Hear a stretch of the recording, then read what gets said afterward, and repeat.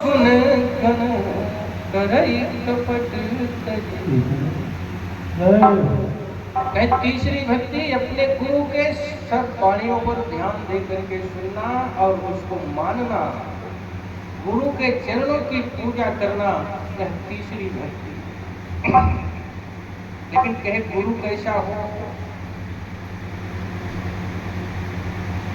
कहे पानी पियो छान के गुरु बनाओ जान, मन मिले तो मित्र बनाओ, चित्त मिले तो चेला, अब गुण मिले तो गुरु बनाओ वरना लो।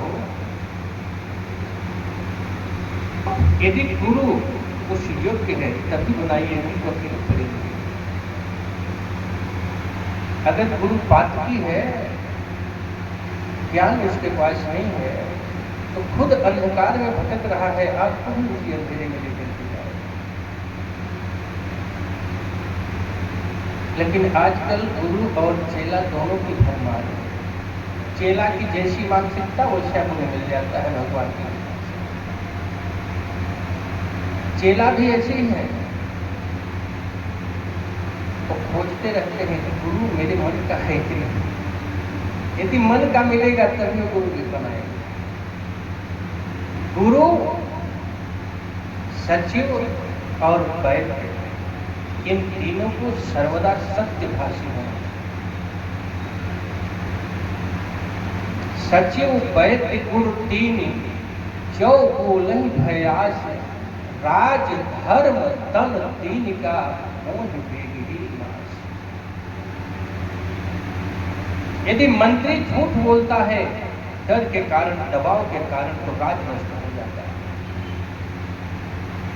अगर गुरु लोभ के कारण, डर के कारण यदि झूठ बोलता है, आपके अंदर छिपी हुई बुराई को नहीं कर सकता, तो आपके धर्म का नाश हो जाएगा। अगर आपका वैद्य, डॉक्टर आपसे सत्य नहीं बताता है, आपके अंदर एक मर्ज है, इतना खर्च लगेगा, ऐसे ऐसे होगा, उसे डर है कि अगर इसको इतना भयानक मर्ज बता दे तो ऐसा लोग हमें छोड़कर दूसरे के पास चला जाए,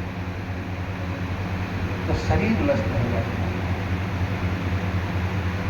कहीं इन तीनों को सत्यभाषी होना चाहिए। यदि गुरु आपके अंदर के कपट, आपके अंदर की गंदगी को साफ नहीं कर सकता, तो गुरु बनने योग्य नहीं। अब आजकल गुरु ज्यादातर हाँ में हाँ मिलाने वाले रहते हैं, और जो भी बात चला करता हाँ हाँ सब बढ़िया, बस हमारे बैंक अकाउंट भेज के दो, सब अच्छा होगा। लालच, गुरु को लालच नहीं, और जब लालच आ जाए शरीर में तो गुरु बनने लगे।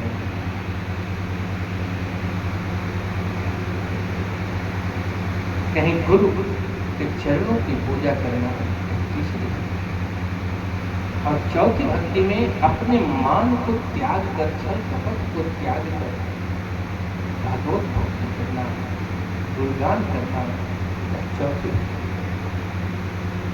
जिसके हृदय में राम नाम गंगे, उसे हर घड़ी आनंद ही आनंद। जिसके हृदय में राम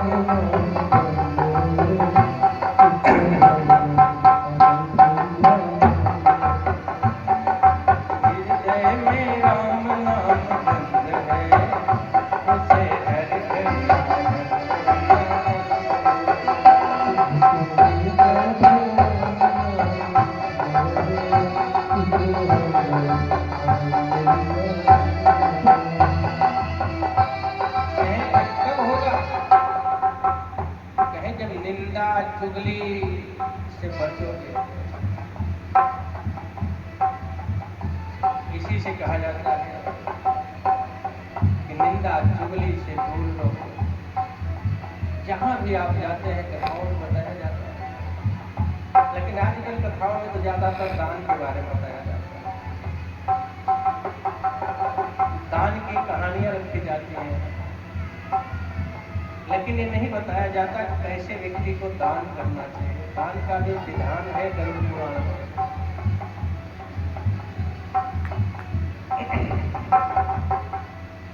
हम भजन पूरा इसलिए नहीं कर रहे हैं, समय अभाव है। दो लाइन आप लोग लेते चलो और आगे बढ़ते हैं।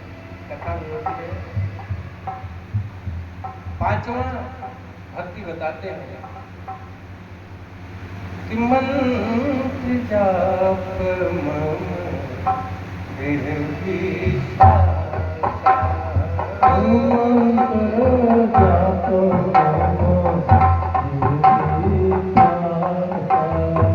पंचम भक्ति सो वेद प्रकाशा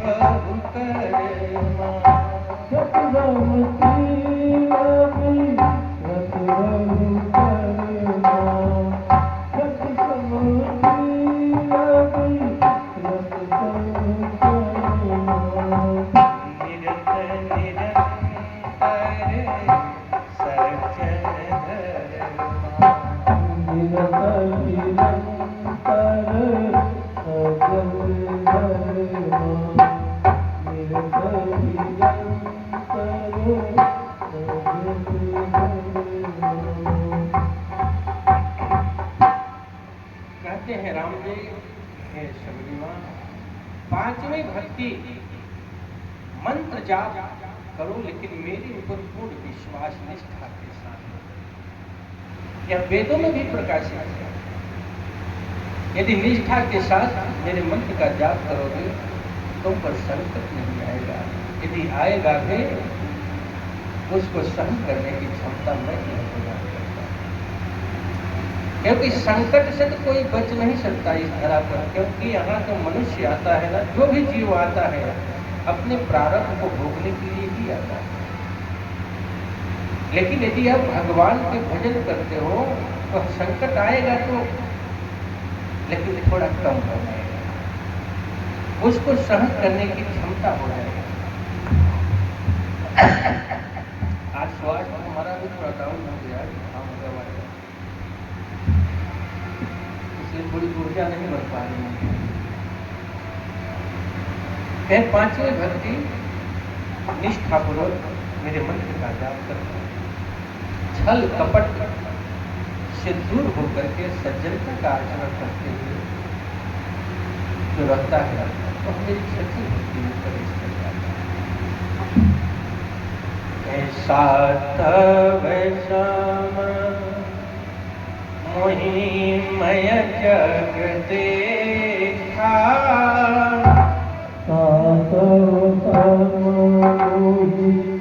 मय जग देखा, मोते संत अधिक तेले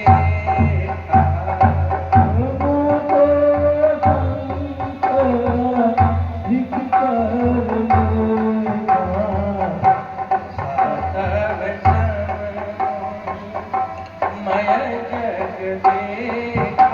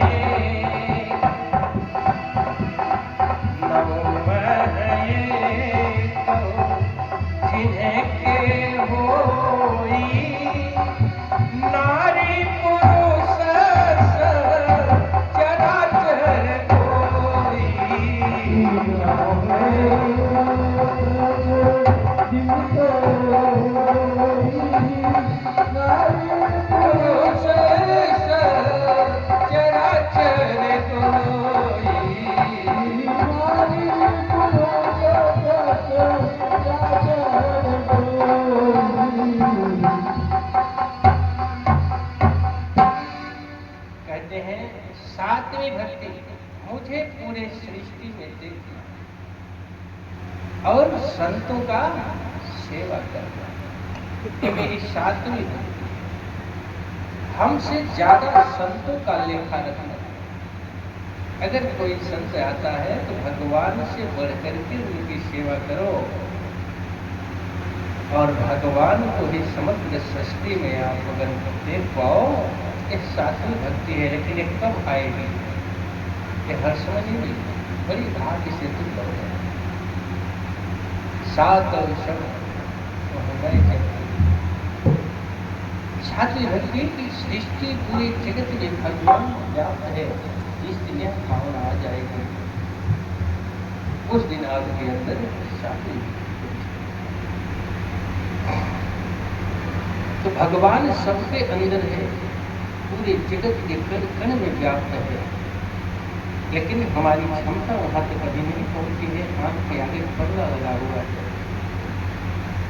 और पर्दा कब हटेगा, जब आप सच्चे गुरु का सानिध्य करोगे, जो आत्मचिंतन करने वाला होगा, मंथन करने वाला होगा। ऐसा गुरु अगर आपको मिलेगा, तभी आपके आंखों से उस पट्टी को हटा सकता है, और नहीं तो निंदा चुगली करते करते पूरा जीवन। आज हर व्यक्ति ईर्ष्या में अपना जीवन व्यतीत कर रहा है। ईश्वर ने मनुष्य को एक ऐसी वस्तु दी है जो 84 लाख योनियों में और किसी को नहीं मिला। हंसने की, मुस्कुराने की कला केवल भगवान ने मनुष्य को दिया है। लेकिन हम सब प्रायः जितने मनुष्य हैं, अपने दुख से नहीं, दूसरे के सुख से ज्यादा व्याकुल रहते हैं। मुस्कुराना भूल जाते हैं, हंसना भूल जाते हैं। एक बात समझ लो आप, जो हंसने वाले व्यक्ति हंसमुख प्रवृत्ति के होते हैं, उनके आसपास नकारात्मक शक्तियां नहीं होती। जो हमेशा मौन धारण किए रहते हैं, क्रोध में रहते हैं, दूसरे ईर्ष्या से जलन करते हैं, नाना प्रकार की बीमारियों से। इसलिए सदैव यह भावना रखनी चाहिए, भगवान कण में व्याप्त है। हे नारायण, हमारे कारण किसी को कष्ट ना। मुझ में राम, तुझ में राम, सब में राम समाया है। मुझ में राम, तुझ में राम, सब में राम समाया है। कर लो सबसे प्रीत जगत में, कोई नहीं पराया है। कर लो सबसे प्रीत जगत में, कोई नहीं पराया है। मेरा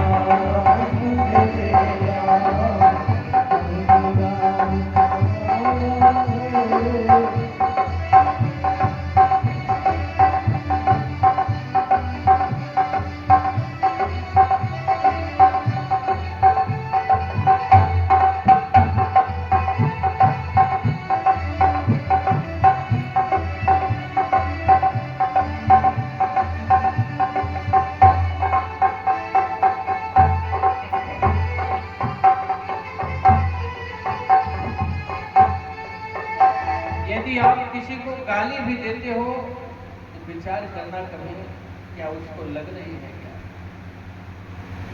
ईश्वर अंश जीव अविनाशी।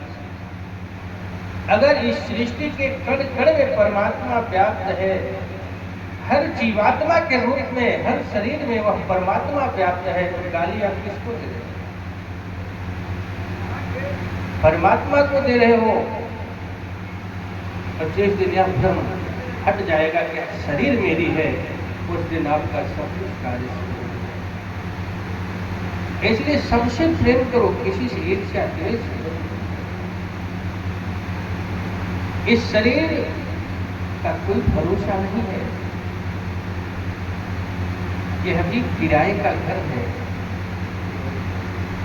जिस दिन इससे निकलना होगा तो मालिक निकाल देगा, जा तेरे लिए दूसरा घर तैयार है। इस घर में रहने वाली अवधि तेरी को। इस धरा पर मृत्यु सत्य है, लेकिन लोग इसको मिथ्या मान कर चलते हैं। जो जन्म लिया है उसकी मृत्यु निश्चित है। लेकिन लोग सोचते हैं आज नहीं भी पता नहीं कब आएगी, मृत्यु किसी को बता के नहीं आती, या यदि बता के आती तो लोग अपने सारे काम को सेटल करके तब जाते हैं। कि कब आ जाएगी कोई भरोसा नहीं।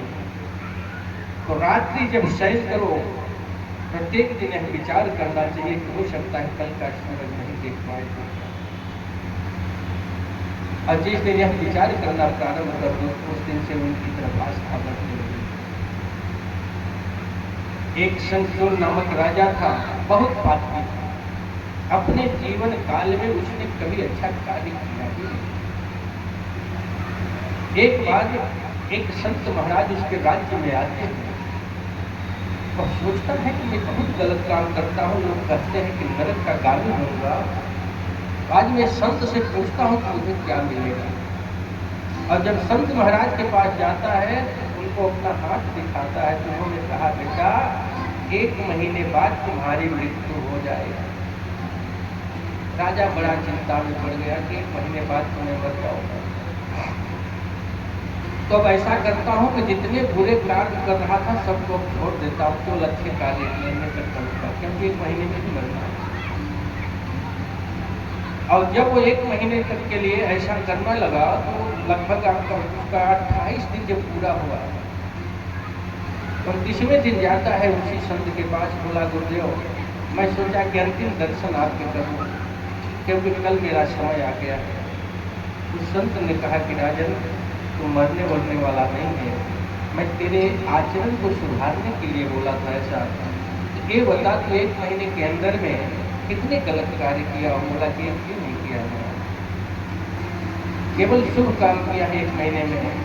तो जिस दिन आपको यह पता चल जाएगा कि आज नहीं तो कल मरना है, मृत्यु कब आ जाएगी, जब इसका बोध हो जाएगा तो आप किसी के साथ गलत कार्य करोगे। और जो यहाँ आया है उसको मरना है निश्चित है।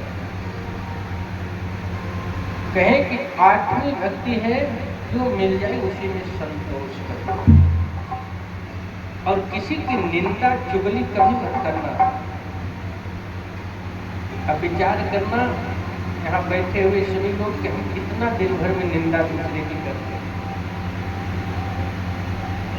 एक बात तो जान लीजिए, जिस प्रकार आप कहीं धर्म कार्य करके आते हो, दर्शन पूजन करके आते हो और लोगों को दान करके जाते हो, बताते हो मैंने इतना दान किया, जो आपने दान किया उसका पुण्य जिससे बता है उसमें भी विभाजित हो जाता है। उसी प्रकार जो हमारे बुरे कर्म हैं उसको जब मैं बांटता हूँ वह भी बढ़ जाते हैं, उसके पास चले जाते हैं जिससे मैं करता हूँ। लेकिन आजकल लोग क्या करते हैं, जो अच्छे कर्म किए हैं, शुभ कर्म किए हैं, धर्म कार्य किए हैं, ये तो बांट देते हैं, लेकिन जो खराब काम किए हैं वो किसी से नहीं करते, क्योंकि लोग हंसी उड़ाएंगे, उनको है की दृष्टि से देखेंगे, उन्हें डर लगता है, समाज से लगता है। तो बुरे कर्म की गठरी बना करके रखते हैं और जो अच्छे कर्म करते हैं उसको बांट देते हैं। दर्द किसको होगा भैया, पीड़ा किसको आएगी, विपत्ति किसको आएगी। अगर बांटना है तो अपने अंदर की बुराई को बांटो, जो आपने दुष्कर्म किया है, जो आपने